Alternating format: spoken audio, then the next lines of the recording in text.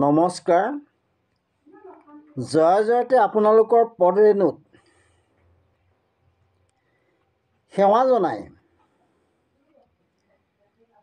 আজিৰ ভিডিঅ' মাজলৈ আগবাঢ়িছোঁ। আজিৰ বিষয়ভাগ কীৰ্তন ঘোষাৰ সহস্ৰ নাম বৃত্তান্তৰ 166 নং ঘোষাভাগ ভাঙনি আৰু বিশ্লেষণ কৰিবৰ বাবে আগবাঢ়িছোঁ।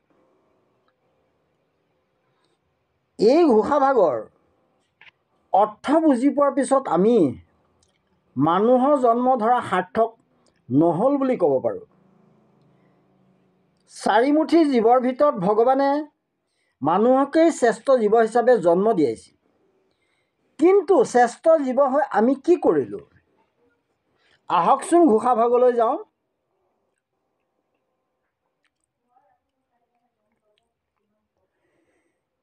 কি কৰিলো ভকতি নকৰি,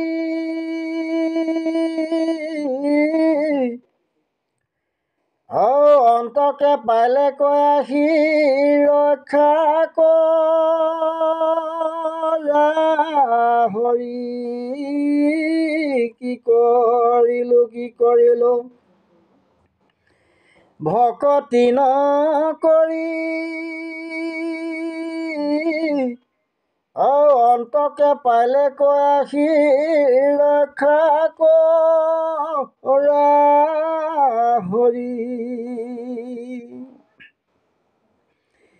কি কৰিলো ভকতি নকৰি, অন্তকে পাইলে কয় আহি ৰক্ষা কৰা হৰি।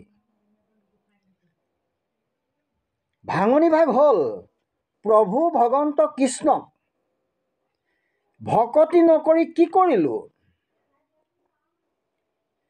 জীৱনৰ যৌৱনিকা অৰ্থাৎ মৃত্যু আহি পালেহি। হে প্ৰভু মোক ৰক্ষা কৰা। আকৌ কৈছোঁ, প্ৰভু ভগৱন্ত কৃষ্ণক ভকতি নকৰি কি কৰিলোঁ? জীৱনৰ যৌৱনিকা অৰ্থাৎ মৃত্যু আহি পালেহি। হে প্ৰভু মোক ৰক্ষা কৰা। ঘোষাভাগ বিশ্লেষণ কৰিব বিচাৰিছোঁ। এই ঘোষাভাগ ৰচক ৰত্নাকৰ কন্দলী দ্বিজ হ'লেও শ্ৰীমন্ত শংকৰদেৱৰ শিষ্য আছিল। প্ৰথম অৱস্থাত ৰত্নাকৰ কন্দলীয়ে ধোৱাহাটত শংকৰদেৱৰ শত্ৰুতা বা হিংসা কৰা ব্ৰাহ্মণসকলক প্ৰতিনিধিত্ব কৰিছিল। তেওঁ আনকি একশৰণীয়া ভকতসকলক বাটে পথে তিৰস্কাৰ কৰিবলৈ উদগনি দিছিল। আকৌ কৈছোঁ, ৰত্নাকৰ কন্দলীয়ে ধোৱাহাটত শংকৰদেৱৰ শত্ৰুতা বা হিংসা কৰা ব্ৰাহ্মণসকলক প্ৰতিনিধিত্ব কৰিছিল। তেওঁ আনকি একশৰণীয়া ভকতসকলক বাটে পথে তিৰস্কাৰ কৰিবলৈ উদগনি দিছিল। কিন্তু ধোৱাহাটত বুঢ়াখাৰ বাসগৃহত শংকৰদেৱে সকলো বিৰোধী ব্ৰাহ্মণৰ আগত গীতা, ভাগৱত আদি শাস্ত্ৰৰ যুক্তি দি যেতিয়া নাম ধৰ্মকে শ্ৰেষ্ঠ বুলি প্ৰমাণ কৰিলে, সেই যুক্তিত মোহিত হৈ ৰত্নাকৰ কন্দলীয়ে নাম ধৰ্ম গ্ৰহণ কৰি শংকৰদেৱৰ শিষ্যত্ব গ্ৰহণ কৰে। ৰত্নাকৰ কন্দলী দ্বিজ অন্য এটা নাম সুকবি শেখৰ।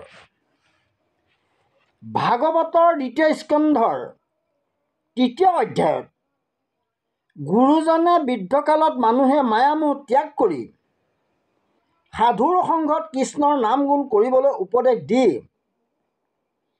অতীত জীৱনত মানুহৰ ইন্দ্ৰিয়সমূহে কৰি অহা ভুলবোৰৰ বাবে অনুশোচনা কৰিছে। গুৰুজনৰ সেই অনুশোচনাৰ আধাৰতে কন্দলীদেৱে এই খণ্ডটিৰ প্ৰথম কীৰ্তনজনা ৰচনা কৰিছে। প্ৰথম জনা কীৰ্তনত তেওঁ নিজৰ নাম সুকবি শেখৰ বুলি উল্লেখ কৰিছে। তেখেতে অনুশোচনা কৰি লিখিছে, ভকতি নকৰি মই কি কৰিলোঁ? মৃত্যু আহি ওচৰ পালেহি, অথচ হে প্ৰভু তোমাক মোৰ ভকতি নহ'ল। হে প্ৰভু মোক ৰক্ষা কৰা। পদত কৈছে,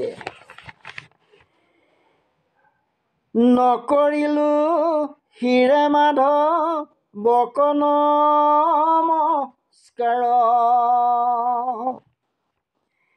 ইটো মাথা গোট মূৰ ভৈল মহাভাৰ,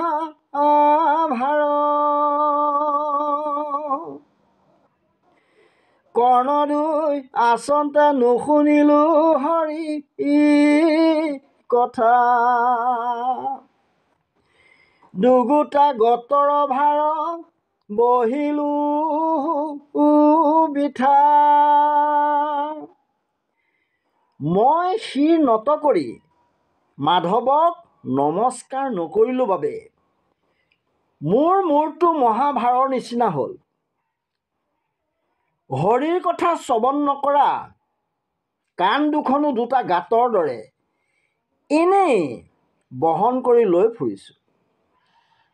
জিভা থাকিও হৰিৰ নাম কীৰ্তন নকৰা জিভা ভেকুলী জিভাৰ দৰে হ'ল। কোনোদিন প্ৰভুৰ ৰূপ দৰ্শন কৰিব নোৱাৰা মোৰ চকু দুটা অন্ধকাৰ গাঁতৰ বাহিৰে কি হ'ব পাৰে? চিত্ৰ বিচিত্ৰ ময়াৰ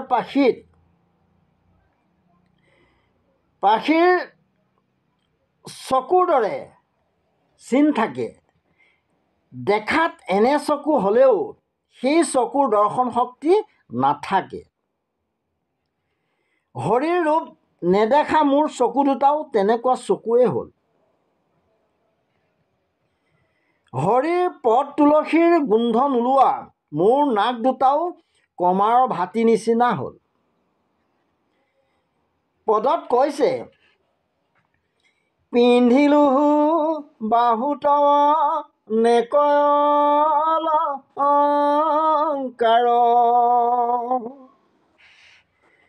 প্ৰভুৰ পূজা কনক ৰিলো এক বাৰ, কৃষ্ণ কীৰ্তন নকৰিলোঁ ভৈলোঁ বৰ, ইটো হস্ত বাহু মিছা মৃতক শৰৰ, মোৰ বাহু দুটাত অনেক অলংকাৰ পিন্ধিলোঁ, কিন্তু প্ৰভুৰ পূজা এবাৰো নকৰিলোঁ। তোমাৰ নাম শ্ৰৱণ কৰিলে, কীৰ্তন কৰিলে, অৰ্চন কৰিলে, বন্দন কৰিলে তোমাত ভক্তি হয়। মই কৃষ্ণৰ বাবে সেইবোৰ কাম নকৰি একেবাৰে পাষণ্ড হ'লোঁ। মোৰ হাত আৰু বাহু মৃত শৰৰ দৰে হ'ল।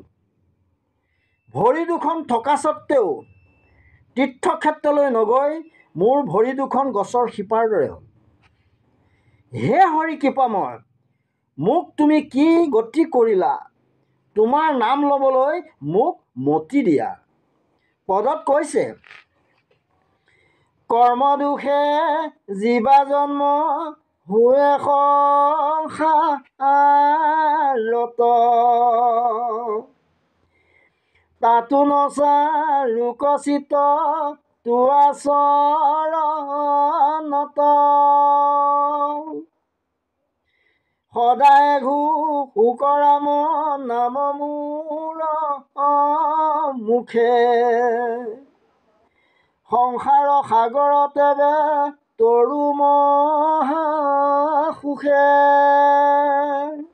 হে প্ৰভু, এইবাৰ কৰ্ম দুখত মই সংসাৰত যিভাৱেই জন্মগ্ৰহণ নকৰোঁ, প্ৰতিটো জন্মতেই যেন তোমাৰ চৰণ সেৱাৰ পৰা মোৰ চিত্তক আঁতৰ নকৰিবা। মোৰ মুখে যাতে তোমাৰ নাম কীৰ্তন কৰি থাকে আৰু তাৰ দ্বাৰাই সংসাৰ তৰিব পাৰোঁ, তাৰ বাবে মোক শক্তি দিয়া। সমস্ত জগতখনকে তোমাৰ মায়াই মোহিত কৰি ৰখাৰ বাবে হে প্ৰভু, তোমাৰ চৰণত কোনেও চিত্ত দিব নোৱাৰে। পুত্ৰ ভাৰ্যাৰ শিকলি স্বৰূপ মায়াই আমাৰ দুই ভৰি বান্ধি পেলাইছে। সেইকাৰণে মৃত্যুৰ মুখত পৰিও আমি হৰি বুলিব নোৱাৰি অনাচাৰী হ'লোঁ। দুৰ্লভ মানৱ জন্ম ভাৰতত পায়ো তোমাক সেৱা নকৰি জীৱন পাৰ কৰিলোঁ। এবাৰৰ কাৰণেও তোমাৰ চৰণ চিন্তা নকৰি গছ বনৰ দৰে জীৱন কটালোঁ। হে প্ৰভু, বিষয়ত ভুল গৈ কেৱল ভোগকে কৰি কুকুৰ শিয়ালৰ দৰে জীৱন অতিবাহিত কৰিলোঁ। যি বিষয় সুখ উপভোগ কৰিলোঁ, সেই সুখ কুকুৰ শিয়ালৰ শৰীৰতো পোৱা যায়। ভৱসাগৰ পাৰ হ'ব পৰা শৰীৰ লাভ কৰিলোঁ যদিও বিষয়ৰূপী বতাহে পাই মনটো অস্থিৰ কৰি তুলিলে। এতিয়াহে অনুশোচনা আহি শৰীৰ তলবল কৰিছে। কেনেকৈ ভৱসাগৰ পাৰ হৈ যাম?